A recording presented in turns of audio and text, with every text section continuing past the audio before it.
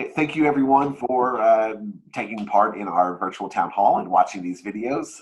In this installment, I have Stanley, who is running for the 3rd District of the City Council, the Fayette County Urban County Council. Christine, thank you for spending some time with us this afternoon. Thank you for having me. It's my pleasure. So during this time of social distancing, we were trying to figure out ways to get candidates in front of voters. So we thought this would be a good idea for that. So we appreciate you taking some time. One of the things we often hear from voters is they really like getting to know candidates personally, and that has become harder over the last several weeks as events have been canceled and those sorts of things. So the first 2 questions we're going to ask are sort of just personal in regards to how you're handling the staying at home orders. So if you have a favorite television show you're currently binging or books that you're reading that you would like to recommend to our voters, that would be great. Yeah, so I actually started re-watching Seinfeld. It is so nostalgic for me because I used to watch it with my mom as a kid, and so I think when I was a kid I kind of missed half the jokes. So now it's like it seems new and it's even funnier and really a good kind of like break from what we're going through right now. So. Right. And another thing, we all have a little extra time on our hands. I know candidates maybe not so much as the rest of us, but it's allowed folks some space for introspection. Is there anything during this healthy at home time that you've learned about yourself that you would like to share with voters? Sure. I am a true Gemini. I've learned that. I am before Corona, I was very extroverted. I was at different meetings and boards all the time, rushing all over. And I thought that being at home, I was just gonna not know what to do and be weary of what I was missing. But I just flipped the switch like a true Gemini, and I love being at home. I get more time with my husband and my dogs. We've been taking walks, talking to neighbors, helping neighbors if they needed anything. I mean, the sense of community here is amazing, and so I've actually just kind of melted into being an introvert for the time being. Nice. I'm also a Gemini, and so I get you. Happy birthday! Is it soon? It's in June. Yeah. June. Yeah, okay. Of it. So what we've done is we've asked Democrats over the last several weeks to submit questions to us about what the things that they're concerned about for the various races on the ballot, and we've narrowed it down to 8 questions for the City Council folks. And I will jump right into those, and then after that, we'll just open it up for you to share anything else that you want to share with voters. So our first question deals with affordable housing. So pressure is building between the desire to maintain the urban service boundary and the escalating cost of housing here in Fayette County. How do you think the urban county government should handle Lexington's affordable housing situation over the next 5 years and beyond? Okay. Yeah, I get that question a lot. And so I think right now we definitely need to keep the urban service boundary where it is. I have read a lot of articles in Lexington right now. We still have the capacity for infill and redevelopment. So I think we should exhaust all of those opportunities before we even have the discussion of expanding that urban service boundary. That's something that I believe that a lot of us, including myself, are very proud of. I mean, we were one of the first cities to create that, to protect our farms, and that's part of our tourism. And I think that we should really look into infill and redevelopment before we think about the urban service boundary. Now, with affordable housing, I think a part of that plan is to focus on affordable housing. And I know that's one of the questions later on is talking about the budget, but I think the budget should also reflect the fact that we need to put an emphasis on making sure that we have a spectrum of housing that is inclusive of everyone that is already here. I mean, we have people that are still in poverty in this district, especially. We have still people that are low income, middle class, dependent on food stamps or wheels. Maybe they're in health care compromised. And so we need to make sure that we're taking care of those individuals that are already here, and also welcoming individuals that may need different types of housing. You know, we want people to come and explore our city. And so I think a spectrum of housing that is inclusive of different income levels is really important. And I know we'll talk about the budget later, but I think affordable housing is something that it needs to be addressed. And I know Governor Beshear, he announced that we might be able to open up slowly but surely over the next month and then a month after that. But, you know, the longer that we are closed, the gaps continue to grow and grow and grow and grow. And so now we have a lot of leeway. I mean, they've allowed people to hold off on their student loans. They've allowed people to hold off on their mortgage payment. But once we start to open back up, those kind of like Corona saviors will be relaxed, but we don't know if they're going to be jobs. And so people may get back to work at different times, and we need to be able to support them in that transition. Thank you for that. The next question deals with homelessness in Lexington. So the homeless population has dropped 12.5% in the last couple of years, according to LexCount. Nevertheless, with the potential economic downturn on the horizon, it may be more difficult for us to continue that trend. What does the city need to do to ensure access to housing, mental health care, and job opportunities for our homeless and our potentially homeless population? Yeah, I think the city, again, needs to currently, I mean, right now, needs to reevaluate the budget. The budget took a cut from affordable housing. They did a survey. The survey said we need 3 to 4 million. It was originally allocated 2 million, and then we cut 90%, and now it's at 200,000. So actually, I'm putting out a budget statement tomorrow, and I'm urging council members to really look at that affordable housing because it really will touch so many issues that we have currently and that are getting worse. Our DV docket, domestic violence docket, for anyone that doesn't know, our DV docket is up almost tenfold.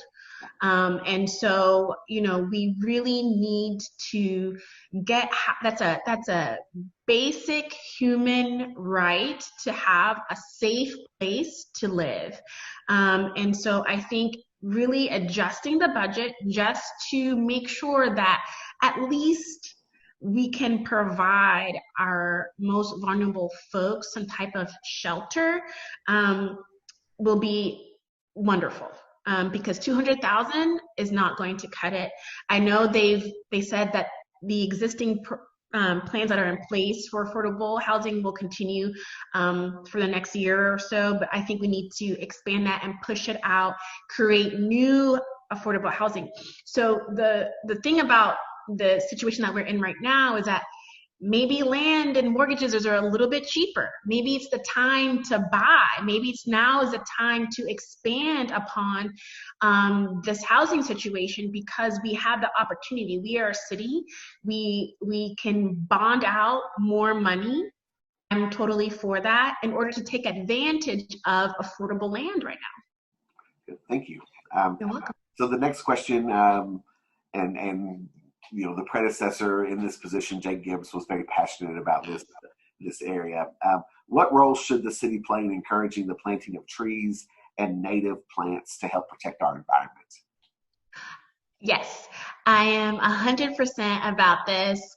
Jake was my neighbor and my friend, and so we actually were part of the plant nurseries, and we nursed some plants here at our house. But you know, if you check on my Facebook, I had a really great Earth Day talk with Dr. Tom Kimmerer. He's a tree scientist, and we talked exactly about this. You know, I think supporting Trees Lexington and planting more trees is absolutely, but I think we need to go a step further and preserve the trees that we have too, right? So we can't grow a whole bunch and then lose the ones we have. We want them all to stay with us for generations. So, you know, a generational tree committee to just something that will really focus on making sure that our current canopy stays where it is as we continue to grow more and plant more. And so, you know, and we put on, I know the city put on, we put on a lot of like events, like just to plant trees. Like, and so I think we should have more of those if possible. I mean, I know people come out in droves to plant, and I think if people are interested in that capacity, then we should support them and have more opportunities for them to do so. Thank you. So this is the budget question. So the mayor Yeah. announced recently some major budget cuts in response to the hit the city has taken because of COVID-19. Considering that, which items in this budget you think should be considered for cut? And are there any items that you would vote to protect? So I think, you know, this is a really tough spot for Mayor Linda Gordon, and I think she did a really great job. I think she did a great first pass at it, but I do think that, like we discussed earlier, affordable housing, she needs, well, the council now, it's up to the council. So the council really needs to look at that, because that addresses so many issues that we have and that we're going to continue to have due to Corona or COVID-19. And another part of that is that I think she or they need to also fund more requests out of the community and wellness portion, because that area of the nonprofits, I think that nonprofits are kind of geared and able to work on a small budget. So I think that if we can spread the wealth, maybe everyone gets a little bit less, but at least everyone gets something.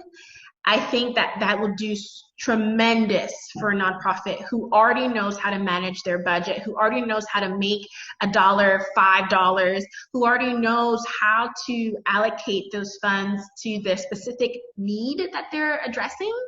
One of the things that come to my mind right now is Arbor Youth Services.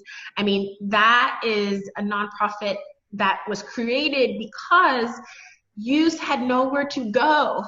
They weren't able to go to the Nest, or they weren't able to go to the Salvation Army.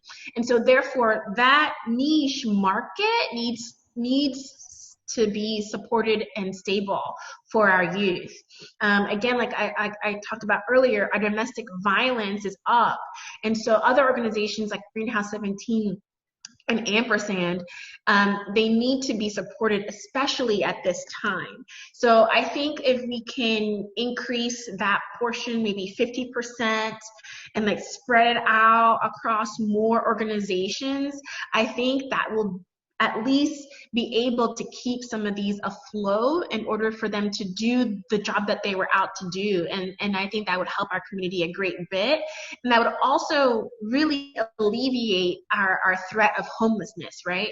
So if you're not taking care of our individuals who are suffering from kind of mental illness, and if you're not taking care of our individuals who are suffering from drug or alcohol abuse, I mean, those individuals almost 100% end up homeless because, you know, they can't. If you're not taking care of our individuals who have who are HIV or HIV compromised, they almost always end up homeless. And so you need to support them from the beginning instead of working from the homeless backwards.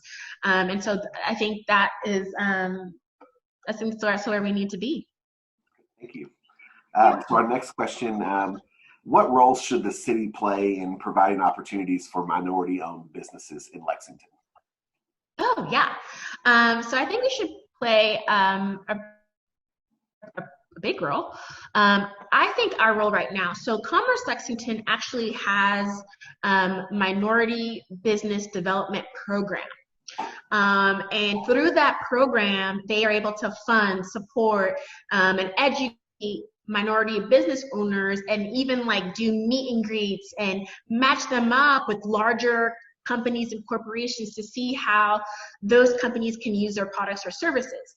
So I think the biggest thing that the city can do right now is kind of like facilitate trust, right? So minorities encompass a large group of racial and ethnic folks, and those individuals over time have usually not had a really good relationship with authority and government, example, gentrification, et cetera, et cetera.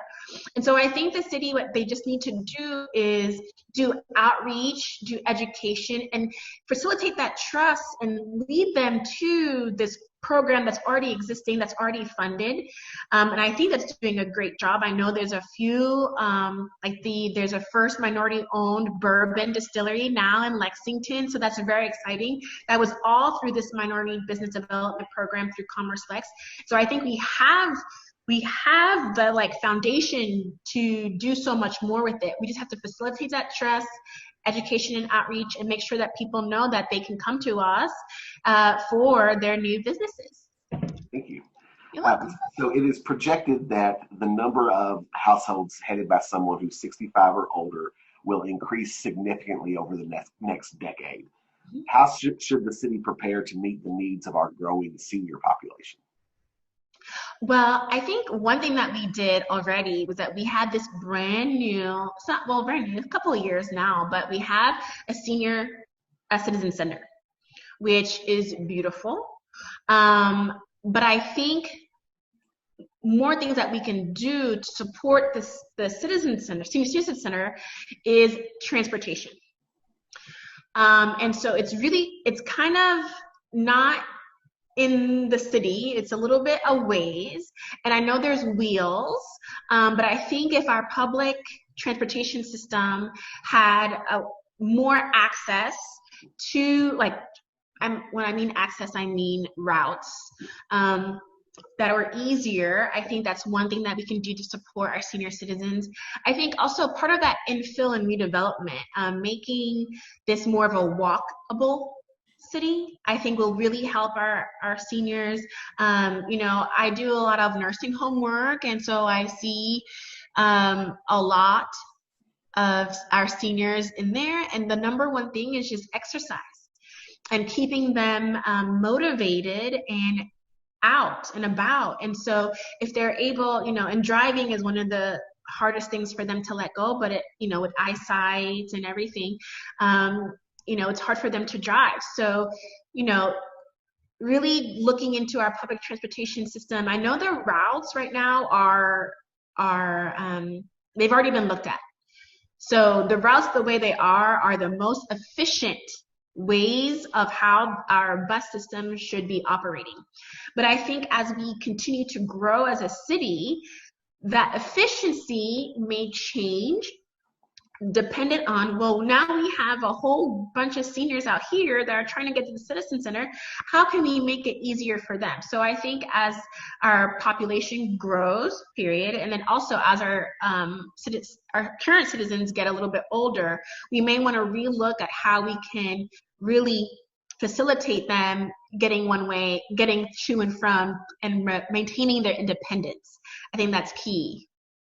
Thank you. Switching gears now. So if elected, how will you engage young voters in the conversation about how to move the city forward?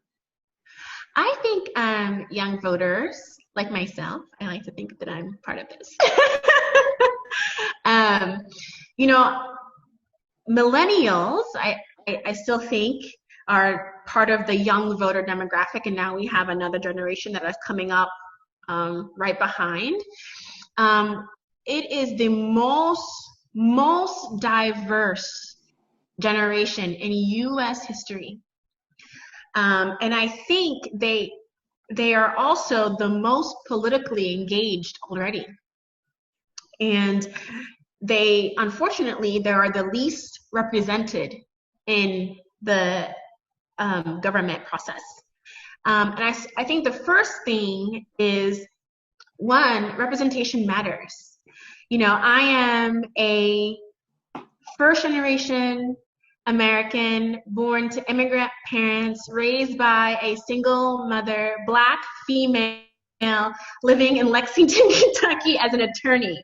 And I think that representation facilitates the trust and the bonding that I was trying to talk about earlier with our citizens. I think, and I also think that I understand all these tweets. I think I do. And the Facebook. And so my generation and the generation after me, these social media is every day. It's not like oh, this is a fun pastime. It's every day. And so I think engaging them is talking in their own language, and reaching them where they are. I mentor girls at LTMS sometimes, and you know, they had never seen a Black attorney, let alone a Black councilwoman, and we have them. Right? We have them. Thank you, Angela Evans. But, you know, I think being seen and understanding where everyone's coming from, and also being engaged in their own platforms, I think will be wonderful. Good. And this is the final question from us, and then we'll open it up. If elected, what will you do to work towards improving civic competency in Lexington?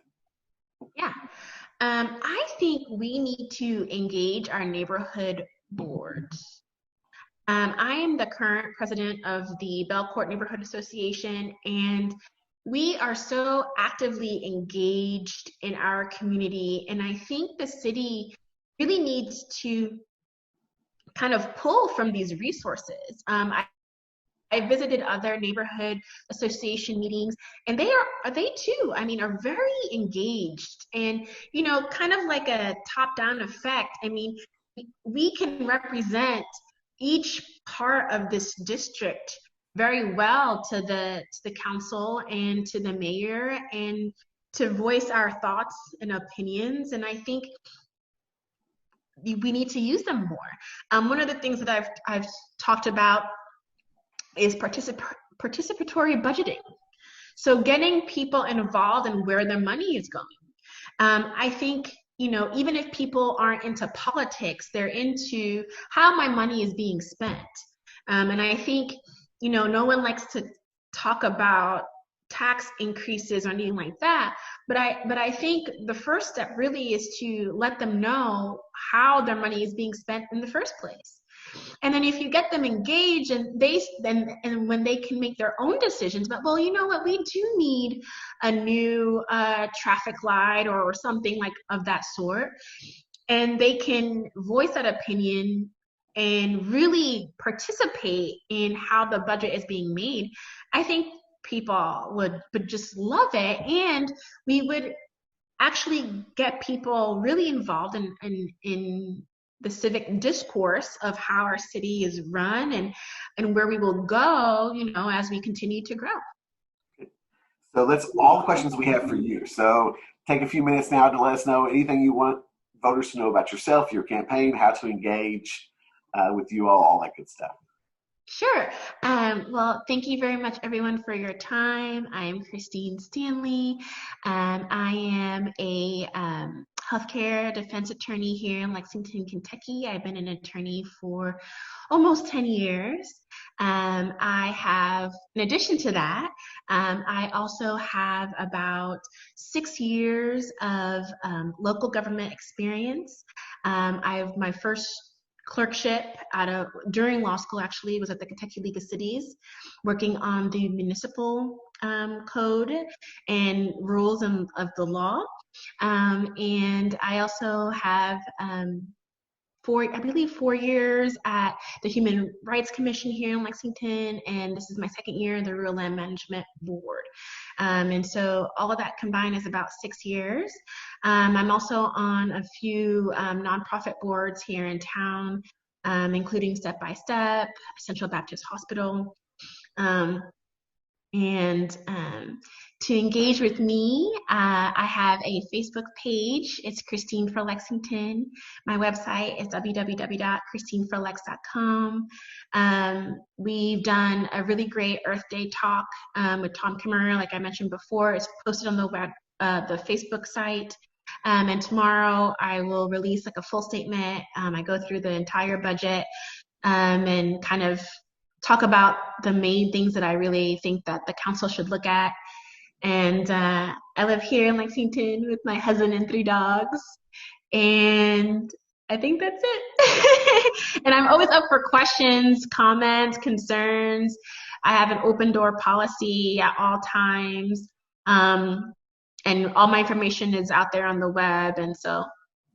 Well, Christine, we appreciate you. And I know our voters appreciate you spending some time with us this afternoon. Everyone remember that the primary is June 23rd, and we'll be posting information on our website about how to request and access an absentee ballot so that you can vote by mail and stay safe. But with that, Christine, thank you, and we'll let you get back to the rest of your day. Thank you. Have a good night. Have a good one.